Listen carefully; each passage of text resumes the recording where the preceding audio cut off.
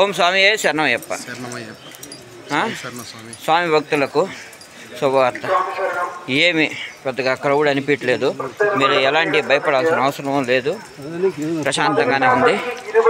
మనస వాచ కర్మన ఎవరైనా సరే దైవ భక్తి ఉండి ఆ దీక్షలో ఎలాంటి లేకుండా ప్రశాంతంగా మనస వాచ కర్మన అయ్యప్పని తలుచుకొని వేసుకునే వాళ్ళకి హ్యాపీగానే ఉంది.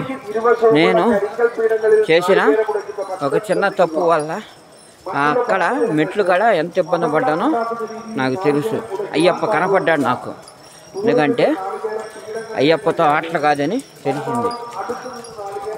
ఎందువల్ల అంటే నేను మామూలుగా రావాలనుకున్నా.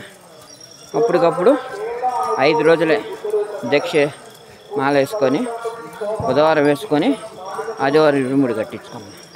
అది నాకు అయ్యప్ప ద్వారా నేను అనుకున్న కోరిక అయ్యప్ప ద్వారా తీరిందో, చిన్న తిరుపతి వెంకటేశ్వర స్వామి ద్వారా తీరిందో ఏమో, కానీ ఒక పని అయితే నెరవేరింది.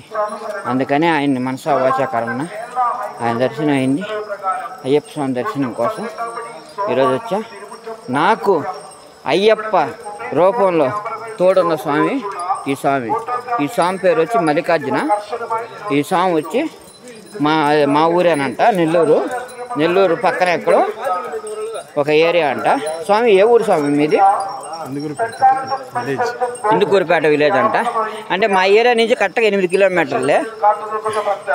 అది స్వామి అయ్యప్ప మనం చేసే మంచి చెడుతోనే మనకు తోడుంటాడనేది నాకు ఉదాహరణకి ఈ స్వామి అయ్యప్ప. ఈయనే నాకు తోడిచ్చాడు.